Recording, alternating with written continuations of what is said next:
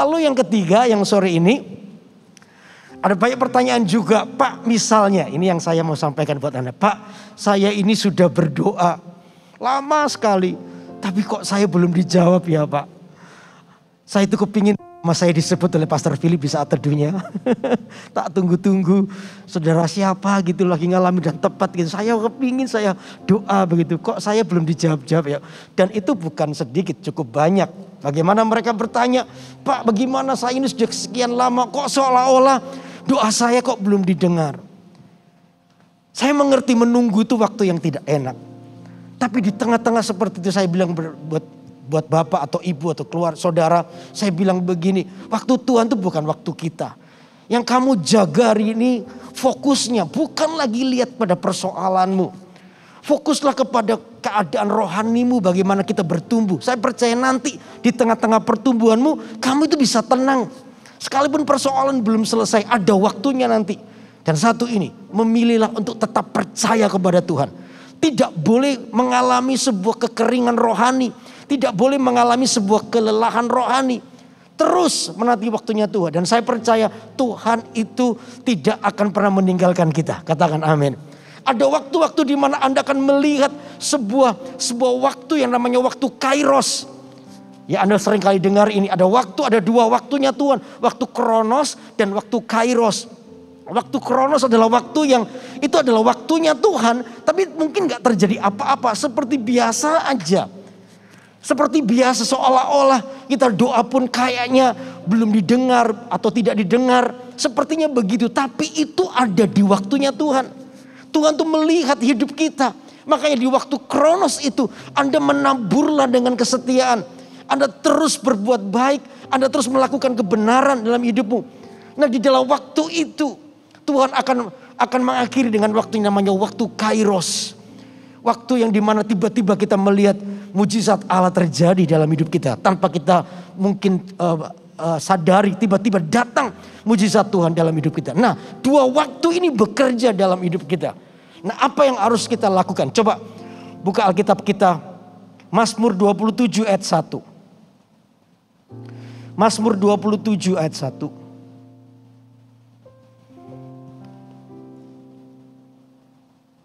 Satu sampai dengan ketiga ya. Judulnya aman dalam perlindungan Allah. Dari Daud. Tuhan adalah terangku dan keselamatanku. Kepada siapakah aku harus takut? Tuhan adalah benteng hidupku. Terhadap siapakah aku harus gemetar? Ketika penjahat-penjahat menyerang aku untuk memakan dagingku. yakni semua lawanku dan musuhku, mereka sendirilah yang tergelincir jatuh dan jatuh. Sekalipun tentara berkemah mengepung aku, tidak takut hatiku. Sekalipun timbul peperangan melawan aku, dalam hal itu pun aku tetap percaya. Pemazmur Daud ini telah berkata bahwa di tengah-tengah situasi peperangan apapun yang tidak menentu di dalam hidupnya, satu ini yang dia percaya bahwa dia tidak akan pernah takut. Rasa percaya kepada Tuhan tidak boleh tercuri oleh situasi. Dia memutuskan untuk tetap percaya. Sekalipun hari ini seolah-olah doa kita belum didengar. Saudara, bagian kita adalah menunggu waktunya Tuhan. Bagian kita adalah sabar menanti. Nanti lihat ada bagian Tuhan yang kita akan lihat perbuatan Tuhan yang besar buat hidup kita. Nah, yang pertama ini poin satu, bagaimana kita tetap percaya dengan Tuhan. Yang pertama, sikap yang harus dikembangkan adalah menunggu waktunya Tuhan. Menunggu waktu Tuhan ini, tadi saya bilang menunggu itu tidak enak. Menunggu itu kadang-kadang kita ini bisa bosan, bisa mengalami kelelahan, bisa mengalami sebuah kemunduran di dalam niat dan semangat hidup. Awal-awalnya begitu bersemangat, tapi kok nggak datang-datang, ditunggu nggak datang-datang, ditunggu nggak datang-datang, dinanti-nanti nggak datang-datang. Makanya kita terpengaruh, hati kita mulai tidak lagi bersemangat lagi. Kita kehilangan api itu. Nah, ini yang harus kita selalu ingatkan buat hidup kita. Di tengah-tengah waktu yang menunggu itu, apa yang harus kita lakukan? Coba di Yakobus pasal yang kelima. Yakobus pasal yang kelima.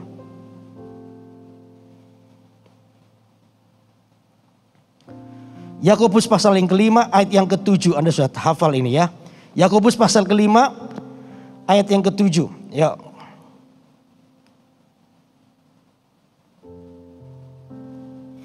Yakobus 5 ayat 7.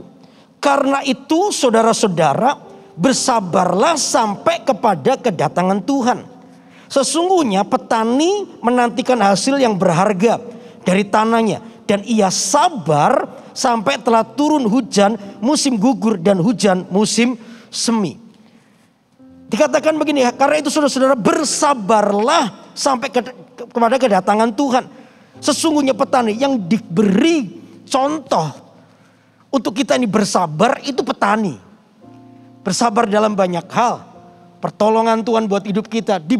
Yang diberi contoh itu petani. Petani sabarnya petani itu beda. Petani itu bukan menyerah begitu, ya sudahlah mati ya sudah. Bukan begitu saudara. Sabarnya nggak begitu. Nah di tengah-tengah dia tahu masa panen. Di tengah-tengah dia tahu bahwa ada masa di mana dia akan memanen hasil dari semuanya itu. Tentunya itu ada waktu. Nah ketika dia sabar, maka dia tidak tinggal diam. Apa yang dilakukan? Dia akan menjaga tanamannya. Itu bagiannya. Dia akan menjaga tanamannya, dia akan menyirami, dia akan mengusir semua hama wereng, hama tikus dan lain sebagainya. Dia akan beri yang terbaik dari hidupnya.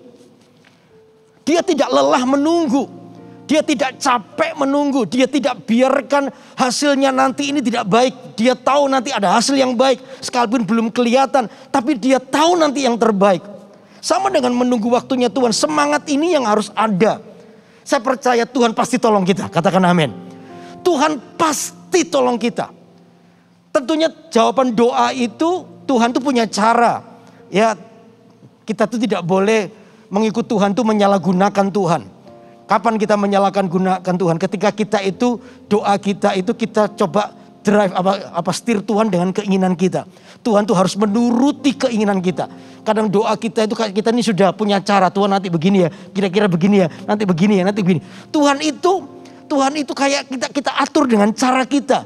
Ya kadang-kadang bisa terjadi seperti itu karena Tuhan tuh baik sama kita. Tapi tidak harus begitu. Tuhan tuh punya cara. Untuk memenuhi keinginan doa kita, Tuhan itu punya cara. Dan cara Tuhan itu tidak harus memenuhi cara kita. Katakan amin. Itu yang penting. Karena itu yang membuat kita ini tetap kuat. Kita tahu bahwa di atas semua keinginanku, di atas semua kehendakku, itu ada kehendak Tuhan yang absolut, yang tidak bisa dibantah. Kita harus tahu itu. Kita harus tahu itu loh Pak, berarti kita gak beriman. Justru kata beriman itu artinya gini.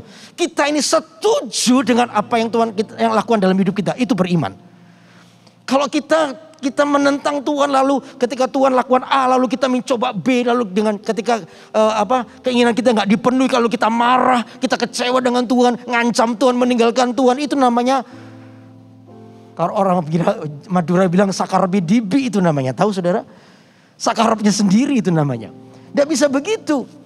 Kita ini adalah orang-orang yang harus belajar menunggu, memberi yang terbaik dari diri kita. Keputusan tetap dari Tuhan. Dan Tuhan itu punya waktu. Saya percaya kalau ini yang kita bangun, Anda tidak akan pernah merasa capek. Apalagi dasar pikiran kita. Kita berkata Tuhan pasti tolong saya. Gak tahu caranya bagaimana, Tuhan pasti tolong saya. Sekarang ini belum waktunya, saya sabar saja. Sabar saja. Saya menunggu waktunya Tuhan. Tadi pagi saya sampaikan, kadang-kadang Tuhan itu, ini kebaikan Tuhan. Persoalan inti kita ini belum ditolong. Tapi Tuhan kayak buat mujizat kecil di sekitar kita itu loh. Untuk memberitahukan bahwa Tuhan itu setia. Tuhan itu berada di sisi kita. Betul gak? Satu hari saya pernah ketika di Manado yang lalu. Tiba-tiba semua tempat-tempat perintisan gereja kita mengalami sebuah masalah. Ya masalahnya beda-beda tetapi waktunya sama. Saya waktu itu jadi gembala regional di Sulawesi. Ya saya dipanggil oleh satu, dulu namanya itu hukum tua di sana ya. Itu kayak itu kayak kelurahan begitu. Ya itu ada orang-orang para petora tua-tua karena gereja kita waktu itu dianggap sesat. Ya dianggap sesat. Nah, akhirnya sekretariat kita disegel dan lain sebagainya, tidak boleh dipakai. Lalu saya dipanggil. Belum lagi beberapa tempat juga, beberapa kota kecil di daerah Sulawesi begitu, Sulawesi Utara itu mengalami masalah dan lain sebagainya. Waduh, saya harus bertemu dengan orang. Jujur saya takut saudara. Waduh gimana ini ya. Ketemu nanti jawab apa ya, ngomongnya apa gitu ya. Nah, di tengah-tengah situasi kayak begitu saya lagi berdoa Tuhan kasih saya. Ini janjian besok nih, besok saya harus ketemu. Oke, saya lagi berdoa tiba-tiba malam itu anak saya datang kepada saya. Ini anak saya masih kelas 1 atau kelas 2 SD waktu itu. Pak, besok kayak ini ujian matematika. Kayak ini gak ngerti Papa ajarin ya. Aduh, iya ada. Anak saya ini matematikanya gak terlalu bagus. Ya, jadi paling maaf ya, ini maafin dulu. Ya, nilainya itu paling tinggi 5 saudara. Lainnya itu di bawah semua. Jadi saya ajarin ini gini. Bisa ngerti nggak? Anak saya gini loh kan, ngerti nggak? Gitu, aduh, ngerti Pak gak? Ini gini ngerti Pak? Saya jelasin sampai sedetail mungkin jawabannya terus saudara. Nggak ngerti, akhirnya saya bikin gini loh kan, papamu lagi punya persoalan, tak tumpangi tangan ya kamu ya supaya ngerti. Dalam nama Yesus udah belajar ya. Oke, Tuhan berkati ya. Ya, besoknya saya antar anak saya sekolah. Saya sengaja balik ke rumah, saya sudah bilang sama tim, saya nggak ke kantor pagi ini, saya mau persiapan nanti sore mau ke kota itu untuk ketemu sama semuanya. Oke, saya dengan 2 orang. Oke, saya doa saudara, saya doa. Seharian itu saya doa sampai siang hari. Tiba-tiba anak saya pulang. Anak saya pulang, dia tahu papanya tidak ke kantor. Dia seneng banget. Dia masuk ke kamar, lihat saya lagi berlutut. Tiba-tiba dia langsung gendong saya di belakang gitu. Papa di rumah ya, ayo kita main. Sebentar Papa doa. Saya tanya, kenapa kamu kok gembira? Tadi ulangannya langsung dibagi Pak. Dek hati saya. Ini kalau dia dapat 2 atau 5 itu kayak habis jatuh ketiban tangga. Ya di atas tangga itu ada Pak Sam 3 gitu. Waduh ini berat buat saya. Ya Pak saya begitu Pak dek gitu saya, waduh berapa nilainya ya. Waktu dibagi itu diberitahu saya di kertasnya dikasih begitu saya lihat. Waduh saudara. Baru kali itu seumur hidupnya anak saya nilainya dapat 100 saudara. Saya waktu lihat anak saya, waduh pinter kamu, iya dapat 100 Pak. Kamu kok bisa gak tahu, jawabannya gampang semua. Oh iya. Tahu gak, waktu saya itu bukan masalah nilainya. Ya saya tahu sih, tapi tiba-tiba hati saya itu kayak dihibur gitu loh. Ngerti? Hati saya itu kayak dihibur di masa-masa penantian. Saya ini masih berhadapan sama orang, belum selesai masalah ini. Oh Tuhan belum lalukan, saya ditelepon gak jadi Pak, orangnya sudah bertobat gitu kan lebih enak, betul gak? Ya gak usah kata ketemu nih orangnya sudah bertobat, gak gitu, nunggu-nunggu begitu. Nah di tengah-tengah situasi yang seperti yang tidak pasti kayak begini, saya takut dalam kondisi karena harus ketemu dengan banyak orang. Wah nanti gak tahu apa yang terjadi di sana juga saya gak bisa bayangin. Saya pasti diadili oleh orang-orang satu desa itu. Wah bagaimana saya juga gak tahu. Tapi waktu saya lihat ulangan anak saya dapat 100, tiba-tiba ada sebuah penghiburan di hati saya. Kayak Tuhan tuh ngomong, Yudi, aku besertamu. Gak usah takut menghadapi apapun. Ini belum pokok dari persoalan. Tapi saya bisa melihat bagaimana Tuhan tuh menghibur. Ketika kita melakukan bagian kita, saya tahu Tuhan melakukan bagian dengan setia. Katakan amin. Tunggulah waktu Tuhan. Memang menunggu itu tidak enak. Menunggu itu pekerjaan yang paling gak enak. Kita bisa boring, kita bisa bosan, kita bisa capek, kita bisa lelah. Tapi kalau kita hari ini adalah orang yang memutuskan aku tetap percaya kepada Tuhan. Di tengah situasi aku percaya Tuhan itu akan ada bersama denganku. Saudara akan melihat nanti kita itu akan menjadi peka dengan sebuah penghiburan demi penghiburan yang kecil-kecil. Yang mungkin Anda tidak pernah sangka tiba-tiba kayak Tuhan itu lakukan mujizat. Dan itu adalah sebuah sinyal Tuhan memberitahukan kepada Anda bahwa aku menyertaimu. Katakan amin. Halo amin. Makanya sore itu saya dengan berani, dengan iman, aku tahu Tuhan kau menyertai. Ya, saya pergi ke kota itu. Sampai di kota itu orang sudah kumpul di balai desa begitu ramai sekali. Saya tiba-tiba tenang begitu. Orang pada ngeliatin saya, pikiran saya nggak apa-apa ini mobil, mungkin mobil yang jadi sasaran sudah nggak apa-apa lah. Yang penting yang kita ini aman ya. Kita bertiga, saya masuk di situ. Wah, begitu saya duduk di situ saya dicaci maki. Dicaci maki. Tapi sebelumnya saya waktu telepon sempat Pastor Philip, saya telepon Pastor Philip bilang tetap kuat, ayo maju malamnya. Makanya hari itu lagu ini loh. Ku sembah engkau Allah yang berkat, itu diciptakan di peristiwa itu. Waktu saya berlutut itu dalam semua kondisi saya bilang ku sembah engkau Allah yang perkasa, ku sanjung tinggi namamu di hidupku Tuhan, tiada yang lain. Hanya kau satu di hatiku. Sepanjang perjalanan saya nyanyi lagu itu terus. Ku sembah, saya nyanyi terus. Sampai akhirnya ketemu, masuk di kota itu, orang pada penuh semua. Dan ketika orang lihat bahwa ini orang pendeta yang disebut gereja sesat, mereka mulai teriakin saya sesat lah, macam-macam. Saya duduk di situ.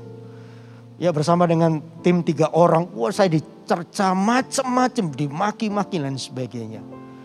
Lalu ketika saya diberi kesempatan untuk bicara oleh lurahnya, saya bilang begini, saya sebelumnya minta maaf. Saya ini gembala masih muda, kurang pengalaman. Mungkin saya melakukan kesalahan, saya mohon saya diajari.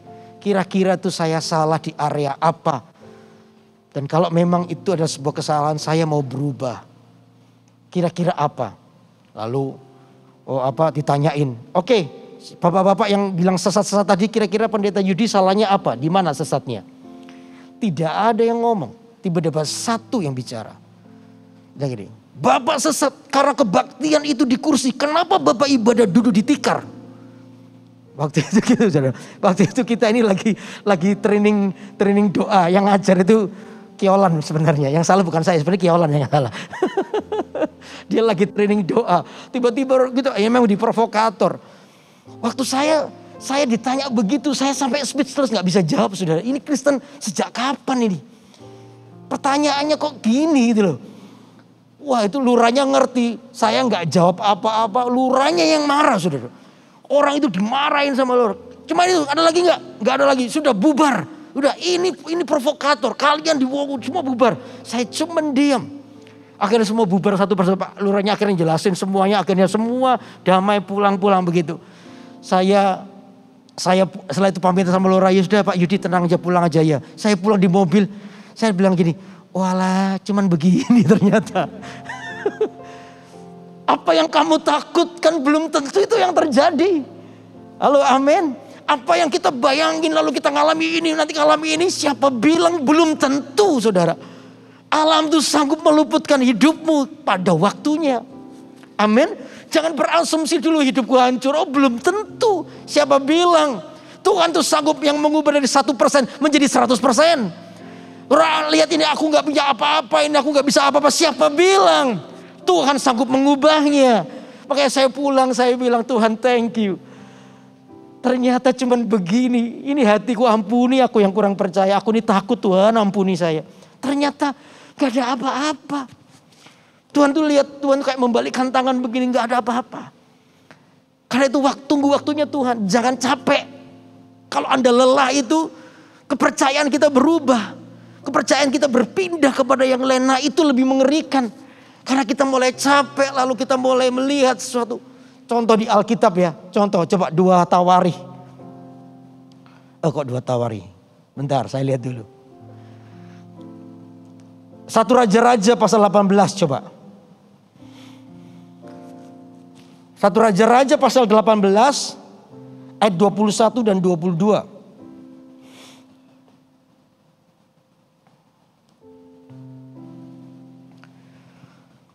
1 Raja-Raja pasal pasal 18, 21 dan 22. Oke, saya bacakan ya.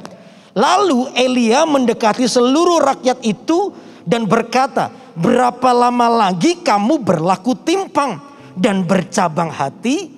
Kalau Tuhan itu Allah, ikutilah dia. Dan kalau Baal, ikutilah dia. Tetapi rakyat itu tidak menjawab sepatah kata pun sampai di sini. Saudara, peristiwa ini adalah ketika orang Israel mulai mencoba menyembah Baal. Karena mereka ini pada waktu itu mereka 3,5 tahun tidak turun hujan. Mengalami sebuah kekeringan. Mungkin mereka sudah berdoa dan lain sebagainya. Mungkin Tuhan belum menjawabnya, 3,5 tahun tidak turun hujan. Akhirnya pada waktu itu ada satu ratu namanya Isabel menawari mereka air, tetapi dengan catatan mereka harus menyembah Baal. Hati mereka bercabang. Mereka tahu mereka percaya kepada Tuhan. Tapi satu sisi Tuhan kok kelihatannya gak tolong mereka. Mereka ini dalam kebutuhan yaitu air. Mereka minta air seolah-olah Tuhan itu gak mendengar doa mereka. Kata Alkitab mereka mulai bercabang hatinya. Di dalam waktu menunggu itu mereka gak sabar. Hatinya tiba-tiba bercabang. Dia lihat ini tawaran yang instan. Tanpa proses iman macam-macam. Seolah-olah begitu cepat. Nah untuk itulah akhirnya Tuhan suruh Elia. Ya Elia untuk datang dan menegur orang Israel. Dikatakan lalu Elia mendekati seluruh rakyat itu dan berkata. Berapa lama lagi kamu berlaku timpang dan bercabang hati? Kalau Tuhan itu Allah, ikutilah dia. Dan kalau Baal, ikutilah dia. Tetapi rakyat itu tidak menjawabnya sepatah kata pun. Kelihatan sekali orang Israel begitu ragu-ragu. Begitu bimbang hatinya. Harusnya kalau dia yakin ketika doanya belum dijawab. Israel pun dengan tegas berkata, Pak, kita tetap percaya sama Tuhan, tenang. Udah kita tidak akan mengikut yang lain. Kita memang dalam kebutuhan. Tapi kita tetap percaya sama Tuhan. Tuhan pasti tolong kita. Hari ini mungkin belum terlihat. Tapi nanti sebentar lagi kita akan melihat pertolongan Tuhan. Seharusnya Israel ngomong begitu. Tapi Israel diam. Tidak menjawab sepatah kata pun. Ya disitulah kelihatan sekali. Israel mengalami keraguan. Dia lelah menunggu. Dia lelah di ruang tunggunya Tuhan. Di ruang yang seharusnya dia belajar bagaimana bersabar, bagaimana mengenal Tuhan. Bukan karena kata orang tapi mengalami secara pribadi. Orang Israel menolaknya. Israel mulai mengalami sebuah masa-masa yang mengerikan. Di dalam iman kehidupan mereka. Nah kadangkala ini yang terjadi. Saudara menunggu itu saya ngerti waktu yang tidak enak. Tapi percaya di waktu yang menunggu itu kita itu belajar banyak tentang Tuhan di hidup kita. Di waktu menunggu itu kita bisa terus belajar untuk memberi yang terbaik dari hidup kita. Masa-masa yang paling susah. Di mana yang lalu saya ini ketemu dengan seorang ibu-ibu. Ibu-ibu ini seorang janda karena suaminya meninggal. Ya, lalu dia ini punya seorang wanita, seorang anak wanita maksudnya. Dia ini pedagang sayur di pasar. Nah di tengah-tengah semua keterbatasan secara ekonomi ibu ini terus untuk mau melayani Tuhan. Ya seharusnya kalau lihat dari kondisinya karena dia dulu katanya bekas orang kaya katanya. Tapi begitu suaminya meninggal dia jatuh dan betul-betul tinggal dalam kemiskinan. Tapi di tengah situasi yang seperti itu ibu ini gak pernah mengomel. Ya satu hari dia datang kepada saya dan berkata Pak Yudi saya ingin melayani Tuhan. Ibu-ibu ini umur 60 sampai 70 saya lupa 60 atau 70 tahun. Tapi karena dia orang Jawa tinggal di Manado. Dia pakai apa itu kebaya gitu jarik gitu loh. Karena jualan di pasar. Oke. Ibu ini Pak Yudi saya mau pelayanan. Kira menurut Bapak saya pelayanan apa ya? Saya mikir ini kalau jadi singer juga gak cocok. Ya, nanti loncat sedikit encok gitu kan. Waduh ini gimana ya? Ibu ikut pendoa bisa enggak? Pernah Pak, tapi pendoanya mau Sharon kalau doa lama Pak. Itu berjam-jam, 1 jam pertama saya ngikuti, jam kedua saya ketiduran Pak, saya malu.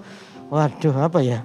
Akhirnya saya ingat, oh iya kita ini waktu mau doa malam. Ya ada acara doa malam. Saya ini kan kalau di Manado doa malam tuh malam-malam sungguhan. Ya itu selesai mulai jam 9 sampai jam 12, jam setengah 1 baru selesai.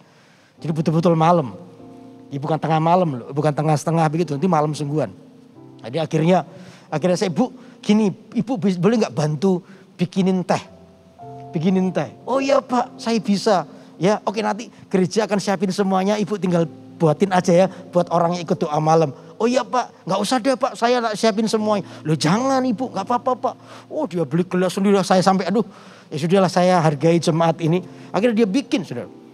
Dia datang jam 9, jam 7, setengah 8 sudah datang, dia bikin teh. Ya, dan ibu ini setia. Jemaat mungkin gak tahu siapa bikin teh ini, tehnya enak, diminum aja. Jemaat hajar terus saja. Saudara, ya gak tahu, tanya siapa yang bikin, gak tahu juga. Ibu ini ya betul-betul dia pulangnya malam sekali, selesai semua minum teh malam, jemaat pulang, dia cuci gelasnya, baru dia pulang. Pas kalau ada saya di Manado saya antar, kalau enggak ya dia jalan kaki bersama anak putrinya. Tapi Tuhan tuh lihat ketika orang ini belajar kasih yang terbaik di tengah-tengah mungkin jawaban doanya belum didengar. Saya percaya itu tidak akan pernah dilewati oleh Tuhan. Tuhan pasti memperhatikan hati kita. Amin. Sikap hati kita. Bagaimana dalam keadaan yang seperti itu. Di mana kita menunggu. Tuhan itu masih menemukan sebuah cinta. Cinta yang bukan karena berkat saja. Tapi cinta karena memang pribadi Tuhan yang kita cintai.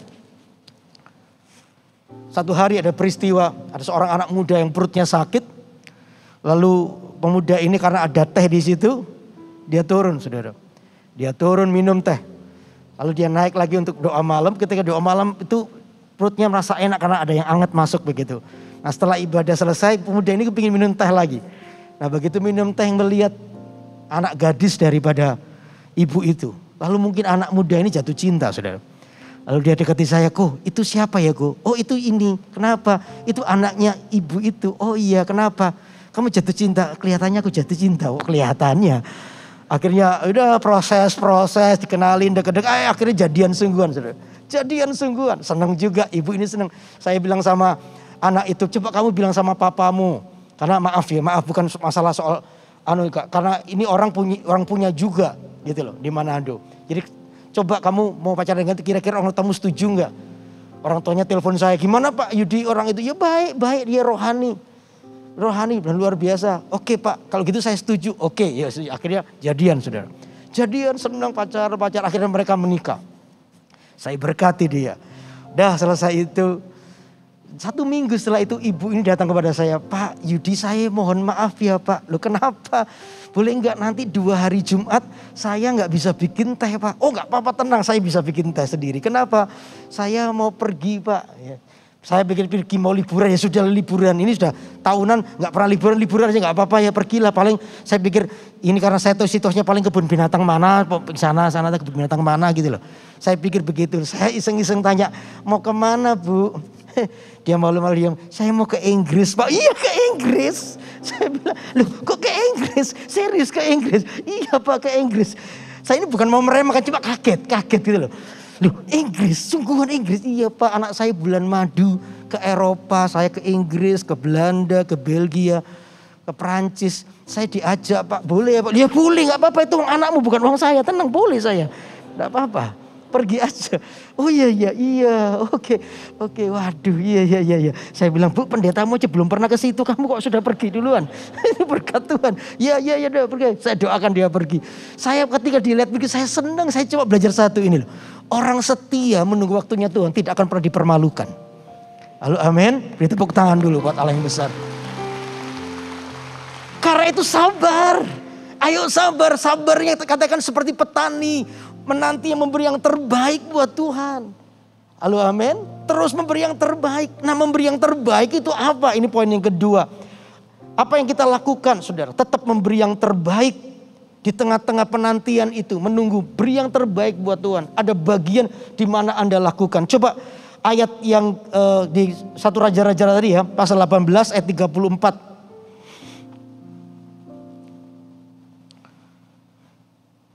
1 Raja-Raja 18 ayat 34 tadi. Ya, oke, saya akan bacakan ya. "Sesudah itu ia berkata, penuhilah 4 buyung dengan air. Dan tuanglah ke atas korban bakaran." Oh tapi sebelumnya atasnya dulu, coba baca dulu sebentar ya. Ini ada yang penting dulu sebentar. 1 Raja-Raja pasal 18. Oke. 1 Raja-Raja pasal 18 ayat yang kok tiba-tiba hilang. Ayat yang ke-20. Bentar ya. Ayat ke-30 sekarang. Ayat 30 loncat ya. "Kata Elia kepada seluruh rakyat itu, datanglah dekat kepadaku. Maka mendekatlah seluruh rakyat itu kepadanya." Iya apa saudara? Lalu ia apa? Ini penting. Lalu ia apa? Memperbaiki mezbah Tuhan yang telah apa? Diruntuhkan itu. Oh ternyata sebelum Elia berdoa minta api turun dari langit, ini yang dibetulkan dulu oleh Elia. Elia tahu kenapa Israel mengalami kebimbangan. Karena apa? Israel membiarkan mezbah itu tetap runtuh. Makanya itu apa yang dilakukan oleh Elia itu. Elia membangun kembali mezbah yang runtuh itu. Bicara soal hubungan pribadi kita dengan Tuhan, mezbah hidup kita jangan sampai runtuh. Makanya tadi siang saya berkata kepada jemaat yang siang, saya bilang kalau hari ini Anda konflik dengan suamimu atau istrimu, kok belum selesai. Hari ini kok kekhawatiranku begitu luar biasa. Jangan-jangan kita biarkan mezbah kita ini runtuh. Mezbah itu runtuh. Jangan biarkan itu. Makanya Elia memperbaiki itu. Lalu yang kedua apa? Perhatikan baik-baik. Kemudian ayat 31, Elia mengambil 12 batu menurut jumlah suku keturunan Yakub. Kepada Yakub ini telah datang firman Tuhan, engkau akan bernama Israel, yang mendirikan batu-batu itu menjadi mezbah demi nama Tuhan, dan membuat satu parit sekeliling mezbah itu dan yang dapat memuat 2 sukat benih. Ia menyusun kayu api, memotong lembu itu dan menaruh potongan-potongannya di atas kayu api itu. Sesudah itu ia berkata, penuhilah 4 buyung dengan air dan tuangkan ke atas korban bakaran dan ke atas kayu api itu. Kemudian katanya, buatlah begitu untuk kedua kalinya. Dan mereka berbuat begitu untuk kedua kalinya. Kemudian katanya, buatlah begitu untuk ketiga kalinya. Dan mereka berbuat begitu untuk ketiga kalinya. Sehingga air mengalir sekeliling mezbah itu. Bahkan parit itu pun penuh dengan air. Elia membangun mezbah yang runtuh itu, lalu menggali parit ya di sekeliling mezbah itu. Lalu menaruh potongan-potongan lembu di atas kayu-kayu yang sudah ditumpuk itu. Ya. Lalu setelah itu Elia memerintahkan, sekarang ambil air 4 buyung. Saudara, mereka itu 3,5 tahun tidak hujan. Dari semua rangkaian persembahan itu bagi mereka, orang Israel yang paling penting adalah airnya itu tadi. Tapi justru air itu dipersembahkan, diminta oleh Tuhan, oleh Elia untuk dipersembahkan di mezbah. Siramin 4 buyung. Wih, mungkin orang Israel protes, Elia kamu itu ngawur ya. Ini air mandi kita. Kita lo nggak ada air ini aja, bau kita di balapan sama onta, kok apalagi nggak mandi. Wah, itu tambah luar biasa ini. Elia bilang siramkan itu. Pas mereka nurut, siram. Yang pikir selesai. No, buat lagi yang kedua. Aduh, Elia kamu lebih gila lagi. Ini air minum, air untuk masak kita nggak masak. Taruh. Akhirnya mereka taruh. Yang ketiga, Elia bilang sekali lagi, 4 buyung lagi. Aduh Elia kamu semakin stres ini. Ini air minum kita nggak minum. Taruh situ. Ketika mereka melakukannya, air yang seharusnya menjadi bagian yang terbaik buat hidup mereka persembahkan kepada Tuhan. Makanya prinsipnya adalah ini. Situasi keadaan apapun dalam hidupmu, tetap satu prinsip ini. Yang terbaik itu milik Tuhan. Yang terbaik tetap milik Tuhan. Saya ngomong ini bukan bicara soal keuangan saja, bukan itu. Bukan hanya itu saja maksudnya. Tapi di tengah-tengah situasi Anda, ketika Anda merasa dirugikan, ketika Anda merasa disakiti, apa yang terbaik yang perlu kita berikan? Apa itu? Pengampunan. Anda hidup dalam kebenaran, di tengah-tengah Anda menunggu itu, Anda tetap memberi yang terbaik. Anda tidak terpancing untuk membalas kejahatan orang lain. Anda tidak terpancing untuk melakukan kesalahan. Anda tidak terpancing untuk mungkin membalas semua yang orang lain lakukan dalam hidup Anda. Sekalipun Anda punya kesempatan dan Anda mungkin punya kekuatan, tapi Anda tidak memilih untuk melakukannya. Tapi lebih berkata, Tuhan aku melepaskan pengampunan. Aku mau sungguh-sungguh mendekat kepada Tuhan. Sekalipun hari ini aku gak ngerti seperti hewan yang dungu aku di dekatmu. Tapi aku ingin terus di dekat Tuhan. Aku tidak mau jauh daripada Tuhan. Memberi yang terbaik. Dan ketika air itu ditaruh di situ, Anda tahu apa yang terjadi. Saudara, apa yang terjadi? Ya, ayat yang ke-40. Ayat yang ke-38. Coba lihat. Lalu turunlah api Tuhan menyambar habis korban bakaran, kayu api, batu dan tanah itu. Bahkan air yang dalam parit itu habis dijilatnya. Ketika seluruh rakyat melihat kejadian itu, sujudlah mereka serta berkata, Tuhan dialah Allah, Tuhan dialah Allah. Sekali lagi Tuhan melakukan keajaiban. Di tengah-tengah mereka mulai belajar memberi yang terbaik buat Tuhan. Mereka serahkan air itu. Tiba-tiba dikata Alkitab, maka turunlah api itu menjilat semua korban itu, bahkan dikatakan air yang ada di parit ini bicara soal sesuatu yang tidak mungkin. Namanya bagaimanapun juga air dan api itu tetap menang air seharusnya. Kalau dalam timbangan yang sama ya.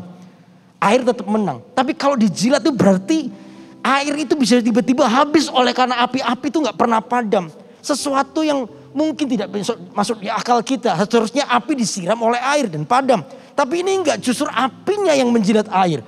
Sesuatu yang enggak kita duga, tidak masuk dalam pikiran. Tuhan tuh lakukan buat hidup kita. Amin.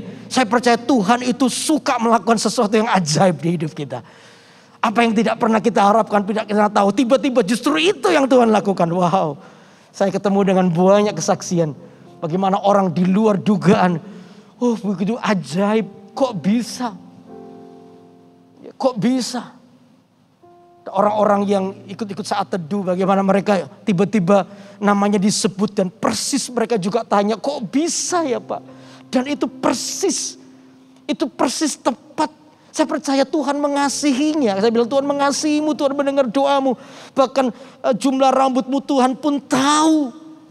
Cuma masalahnya Tuhan itu punya waktu. Nah waktu itu kita mesti sabar. Saya percaya waktu Tuhan akan datang dan kita akan melihat kemuliaan Tuhan. Beri tepuk tangan buat Allah yang besar. Kalau Anda baca terakhir waktu itu dengan segera maka turunlah hujan yang sangat lebat. Ayat 45 ya. Dikatakan begini. Maka dalam sekejap mata langit menjadi kelam oleh awan badai. Lalu turunlah hujan yang lebat. Sampai di sini. Dalam sekejap mata hujan turun dengan lebat. Mereka menabur dengan hati mereka 4 buyung kali 3 kali. Tiba-tiba Tuhan mengganti dengan badai hidup. Oh bukankah Allah itu baik buat hidup kita? Bukan masalah mujizat. Saya percaya Tuhan berikan mujizat. Tapi hari ini sikap hati kita. Kasih yang terbaik buat Tuhan. Menunggulah dalam waktunya Tuhan. Saya percaya Anda akan bertumbuh mengalami sebuah pengalaman pribadi. Dan itu yang membuat Anda mengenal Tuhan. Dan tidak akan tergoncangkan. Beri tepuk tangan buat Allah kita.